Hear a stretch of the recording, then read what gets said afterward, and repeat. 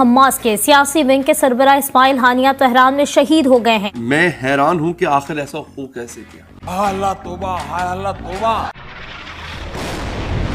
दोस्तों, इस्माइल हानिया को good night बोल दिया। ये हो ही नहीं सकता ना, इम्पॉसिबल बात। अच्छा, हमको सिखा रिया है। इस्माइल हनिया उन्हें हिट करके शहीद कर दिया है। फलस्तीनी गजा जंग की बहुत बड़ी कीमत चुका रहे हैं। 48 घंटे के अंदर दो बड़े दुश्मनों को इजराइल ने गुड नाइट बोला है दोस्तों। और गुज़िश्ता 6 महीनों की अगर मैं बात करूं, ये गुज़िश्ता 6 महीनों से जारी है जो जंग है, 21वीं सदी की सबसे तबाहकुन, अगर मैं कह दूं सबसे ज्यादा मुहल्लिक, सबसे ज्यादा पेचीदा लड़ाई साबित हुई है, तो आप अग्री करेंगे। इस वक्त जो फलस्तीन है वो लवारिस हो चुकी है, क्योंकि यतीम हो चुकी है। अब गजा में जो शहीद होने वाले फलस्तीनी हैं, उनकी जो तादाद इसराइली खुद मानते हैं। इसराइल ने फलस्तीन की टॉप लीडरशिप को ऑलमोस्ट जो है किनारे लगा दिया है।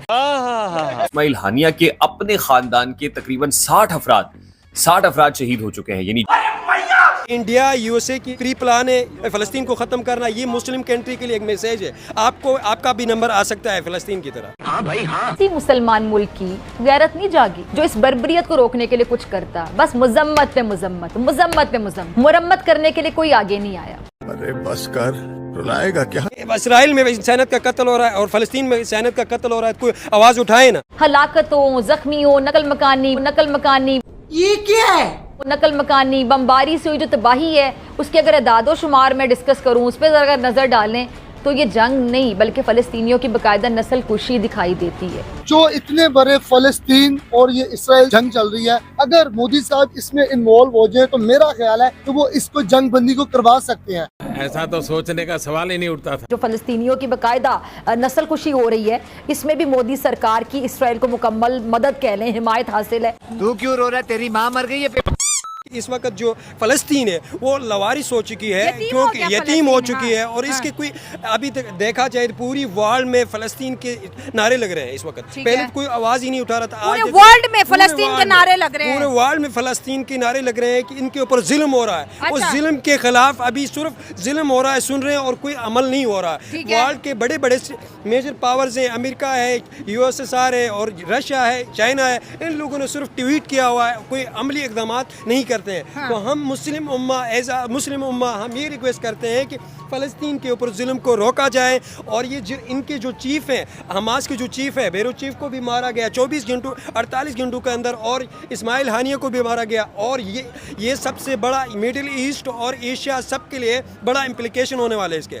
तो अगर देखा जाए ये इम्प्लीकेशन अगर ट्रांसफ़र होते हैं south Asia, east, middle east में, ये हो जाते पूरी मुस्लिम उम्मा के लिए आज की सबसे बड़ी सैड न्यूज़ है। सही बात है।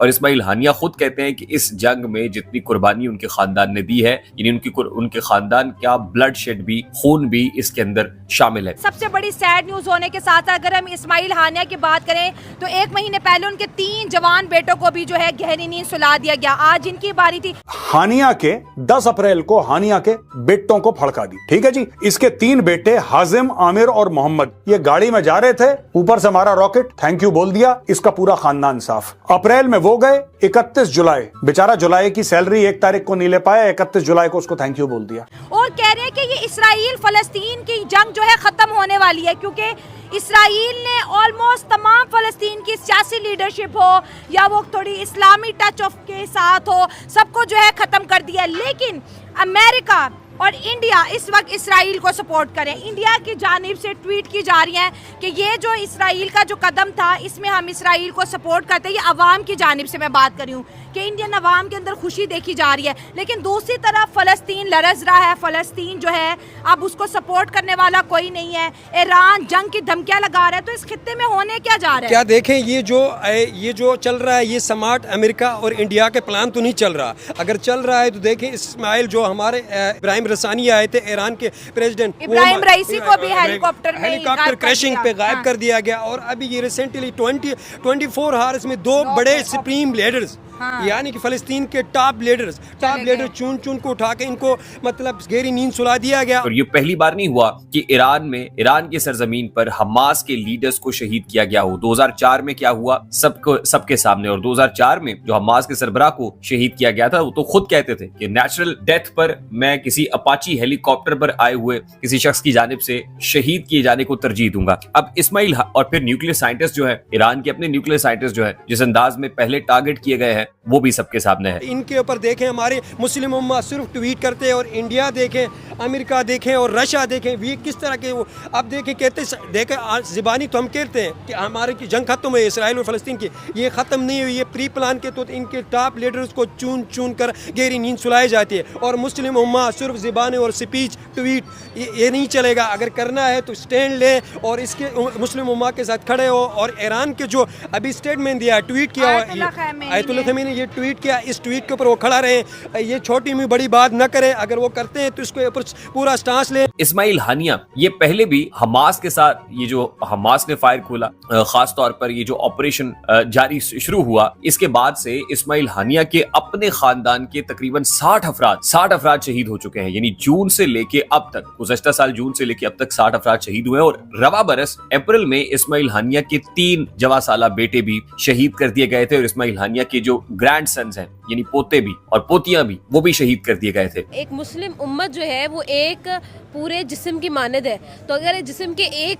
एक बॉडी पार्ट में तकलीफ हो ना तो पूरे जिस्म को लरस जाना चाहिए, ठीक है, और उसके लिए काम करना चाहिए। लेकिन यहाँ पर कोई ऐसा नहीं है। एक ईरान ने सामने आकर इस चीज़ को आगे बढ़ाया, इस चीज़ को आगे लेकर गए, इस प्लेटफॉर्म को आगे बढ़ाया, बट उससे हुआ क्या, उसी का प्रेसिडेंट हवा में ही उसको सुला दिया गया। ठीक है, ये है एक आपके लिए मैसेज, ये है एक आपके लिए मैसेज कि इस वक्त उम्मत मुसलमा पर एक बड़ा क्वेश्चन मार्क लग चुका है। फ़लस्तीन की हज़ारों वीडियोस, हज़ारों अकाउंट्स आपको सोशल मीडिया पर मिलेंगे, इंस्टाग्राम पर मिलेंगे। लोग वहाँ पर टेंट्स में बैठ के आप लोगों से मदद मांग रहे हैं, आप लोगों से जिनको तुम लोगों से कुछ हो ही नहीं सकता। तुम लोगों को क्या मतलब आप यहाँ से एक इंसान से पूछ ले, कोई एक स्टेप जो इन लोगों ने लिया हो सिवाय जो है इंस्टाग्राम पे स्टोरी पोस्ट करने के अलावा, इनसे कुछ नहीं हुआ अभी तक। ये मैं अपने आप को इंक्लूड करूंगी, ठीक है, मेरी ज़िंदगी बिल्कुल नॉर्मल ट्रैक पर चल रही है, लेकिन मैं आप लोगों को बता दूं कि आज फ़लस्तीन है, कल को हम भी हो सकते हैं, ठीक है, और आज अगर उनकी मदद कोई नहीं कर रहा, कल को हमारी मदद भी कोई नहीं करेगा।